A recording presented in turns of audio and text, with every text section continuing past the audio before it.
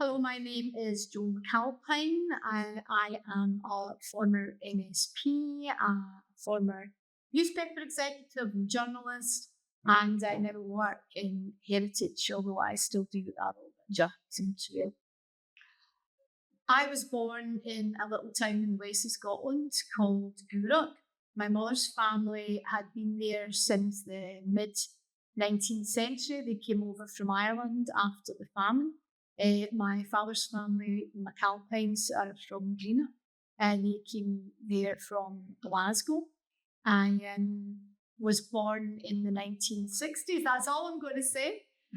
Born in the 1960s, and I grew up in a council house. It was a Scottish Special Housing Association house in a scheme called Midton, which is above Gourock. Gourock's a very nice place to grow up. I was a Roman Catholic. My family are all devout Roman Catholics. Went to Catholic school. I have two younger sisters. Church was an important part of our life, as was sailing in the Clyde. My dad started out working in the shipyards in Greenock, which was the main employer there, but moved to IBM when he could see that the shipyards were being gradually run down. But I grew up with a strong sense of working class pride. It's working class family, pride in working class skill, particularly. My father was a marine engineer. My mother made all her own clothes, were skillful, very hard-working, decent people. My mum's still alive, and I'm about to go down to celebrate her 87th birthday in Gourock, where she still lives. So, I guess when I was a teenager, I was quite artistic, interested in history, interested in reading, maybe. I quite often took a different position from my family as a teenager, increasingly so, particularly around religion, particularly around my the freedoms and the opportunities that were open to me as a woman. Although my family were always encouraging me to do anything I wanted to do professionally or educational. But I think I became aware of the double standards around behaviour, the way women's bodies were controlled. And I'm very close to my family now, but I was a bit of a teenage rebel. So I went to London when I was 16. We left school quite early. And I became very interested in feminism, and I read a lot of feminism. The most inspiring feminist book that I read when I was 16 and I went to London was a book called Our Bodies, Ourselves by the Boston Women's Health Collective. I don't think it's published anymore, but it was just basically about the empowerment of women in terms of their sexuality, in terms of their sexual freedoms, in terms of how their bodies worked, because our bodies were a mystery to us at that time, probably deliberately so. So I found that very empowering. I came back to Glasgow to go to university to study Scottish history because that was my real passion. I've always been very passionate about Scottish history and culture. So I came back here, but I began to get in touch with friends who were active in the feminist movement. I can't ever say I was as active as them, but it definitely shaped the person that I was. So I went on to read books by people like Kate Millett, American feminist, and obviously Germaine Greer, the female Youth. And I got involved in campaigns around women's empowerment. So it really shaped me as a person. I always believed that I should be able to do whatever I wanted to do. And speak the way I wanted to speak. And although I probably, young working class women probably did lack confidence, I developed confidence. And one of the other feminists that I read that really inspired me was someone who died recently called Dale Spendle, who was Australian, and she did a lot of work around how women speak, and when women are perceived to speak too much, they're perceived to be aggressive if they speak up for themselves. But if you actually look at how often women speak when they're in mixed company, they speak a lot less than men. And she scientifically proved that if women speak up, even if they're speaking and taking up less time than men, less space than men, they're still perceived to be pushy. And increasingly, I was perceived to be pushy, even though I actually lacked quite a lot of confidence. But I decided I wanted to go into journalism after university because I'd always loved writing. I felt it was an opportunity to be creative. I always saw myself as a creative person, and I saw it as something that I could explore ideas in. And I got involved in the university newspaper at the University of Glasgow. And as a result of that, I went to do a postgraduate in journalism at City University London. I came back to Scotland and worked for the Greenock Telegraph. There was a toss-up between the Greenock Telegraph, which was my local paper, and Marxism Today, which had offered me a job. And so it was one of these sliding doors moments, because Marxism Today in the late 1980s, the mid-1980s, was a very hip publication. It was a centre of Eurocommunism, reforming communism, and I was very, very interested in what they were doing. But I decided that I would go back to Greenock because I was really passionate about Scotland. I'd been offered a really good job in my local evening newspaper, and I'm so glad I did that. I was learning about people's lives, the decline of the shipyards that I was so passionate about, and I never managed to stop that. But I learned a lot about Scottish communities, working class communities, how they worked. Then became involved in campaigning for the Scottish Parliament, and very motivated by movements such as the anti-poll tax movement, which took off in the 80s and 90s. I wrote a book with the leader of the anti-poll tax movement about the movement. It was it was a book by him, Tommy Sheridan, but the content of the book, which is called A Time to Rage, is very much based on interviews that I did with the people in the local anti-poll tax federations, anti-poll tax unions that then formed the Anti-Poll Tax Federation, and that was all about not paying. It was a mass resistance movement, and I was really proud that I was able to document it and document the stories of the people that formed the roots of that movement. I kind of became, as I focused on my journalism and my family. I've got two daughters. I became a newspaper executive, and it's probably fair to say I was less politically active, although I've always had a column where I was able to express my views. In terms of the women's movement, I wrote about I was a news commentator, so I wrote about all manner of things, Scottish politics, current affairs. I did turn to the subject of femicide fairly regularly in my columns. I also wrote about the transgender movement in one of my very early columns, basically to touch on how sexist it seemed to be to say that living as a woman meant presenting in certain ways. So it was always something that interested me, although it wasn't, back in the 90s and even the early 2000s when I was writing a lot, it wasn't really a major subject of debate, really. But I did write about it at least once. But I particularly more wrote about femicide and the narrative around men who kill women, particularly, the loving husband and father who suddenly slaughters his wife and children. And he's presented as such a loving husband and father. And I remember writing about, why don't they call this out for what it is, patriarchy and male violence? And I turned to that because I thought it was really important and it wasn't being defined. The other thing that I wrote about and always felt very strongly about was pornography. And I think pornography is probably one of the most evil things in our society, and it's got worse. It's not just about girly magazines anymore. It's about it's widespread on the internet, and a large part of it is about abusing women.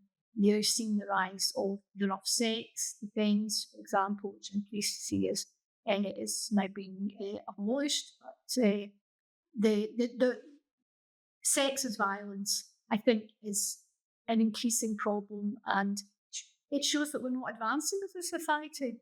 We're not advancing as a society if young boys and even young girls are told that violence is part of sex and abuse is part of sex. and that kind of BDSM role playing is acceptable. It's not. So I wrote about that as a columnist. I got involved in politics because of my passion for Scotland. Because when I joined the SNP in 2008 during a by-election in Govan, when a man called Jim Sillars, who is a stalwart of Scottish politics, was challenging the Labour Party over the poll tax. That was and I was passionate about that.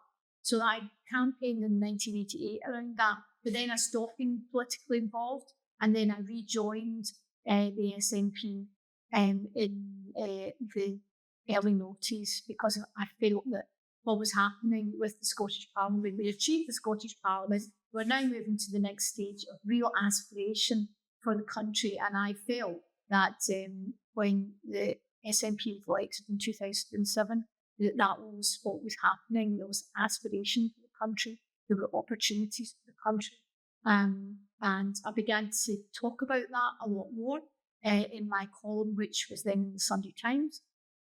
And I wanted to talk about it out with the Sunday Times, so I started a blog called Go Lassie Go, which is taken from a line from one of my favourite Scottish folk songs, Wild Mountain Time.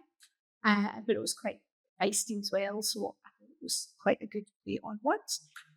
So I started writing this blog, and then people started inviting me to take part in political discussions, political movements, and I began talking to people in government about the possibility of helping them more. And they said, well, what we'd really like is to get women in Parliament. And that's how I ended up in Parliament. I've talked a lot about my life before Parliament. In Parliament, I was elected in 2011. After 2011, because the SNP had won a majority, the big focus was on the referendum. After the referendum, the big focus was on, well, if you were part of the SNP, is like, well, how do we didn't win the referendum, but people have changed. It was a mass movement. It was at a time of great optimism. How do we build on that? But then after 2016, when I was re-elected as a list MSP, I became the convener of the committee and the Culture, Tourism, Euro and External Relations Committee. I was given that role because I was really interested in culture. I was a convener of the cross-party group on culture, something I was passionate about. I had convened a cultural committee, a short-term cultural committee before on the Borough Bill, which was about the Borough collection. So it was a natural fit for me. But then Brexit came along, and our bill was very focused on the consequences of Brexit for Scotland. Our committee was, rather. And so that was a large part of our work. Also looking at arts funding. We did a lot of interesting work around the screen sector in Scotland and boosting that. But then the census bill came along, which was a very small piece of legislation. But I noticed that the legislation sought to redefine sex in the census. And as a result of that, decided to try to use that to ensure that gender critical feminists got their voice on the record in the Scottish Parliament. Because by that time I was aware of the growing problem of redefining sex, and women who objected to that being branded as hateful, even if they had absolutely exemplary credentials as feminists and socialists. And there were people, these women, say someone like Julie Bindel, or people in the South, for example, people in the Labour Party in the South that formed Women's Place UK, people who probably didn't agree with me on lots of constitutional issues, but they were being marginalised and silenced. And I realised that if we were able to get women into the Scottish Parliament to talk about women's rights and the difficulties of abolishing sex or confusing it with gender, or allowing anyone to identify as a woman who wanted to, any man could identify as a woman, that was obviously a risk to women. And I was really interested in issues like vulnerable women having to share prisons with men, or being forced to perhaps use a man as a rape crisis counsellor. I was also very concerned about disabled women because I have a disabled sister who needs personal care, intimate personal care. And so, well, if the care worker who's male then identifies as a woman, she wouldn't understand she's a learning disability. That totally violates her boundaries. The lack of sympathy for disabled women and also elderly women who would require, because they're frail, who would require intimate personal care, and the lack of consideration around that, and made me want to really get these issues discussed. And because up until then, the issues weren't discussed because women were silenced and we weren't allowed to make these perfectly reasonable points, and they were threatened with violence. And I know that's still happening. But I do feel that in the census bill, by taking evidence from gender critical feminists and having related events in the Parliament around that, meant that the era of no debate was definitely over.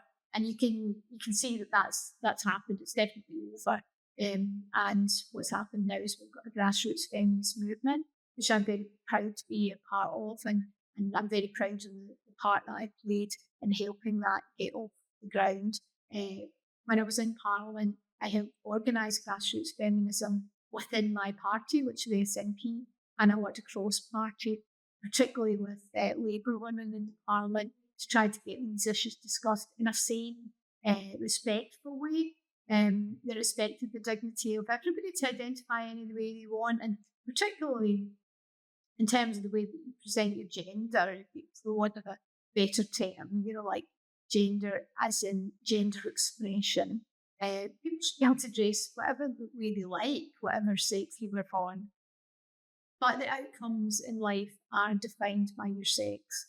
And women as a sex are particularly vulnerable. And we know that because the vast majority of sexual crimes committed against women are committed by men.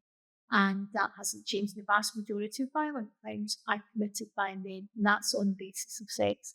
And there are vulnerabilities that women experience that are due to their sex and due to the way that society is organised to benefit the male sex.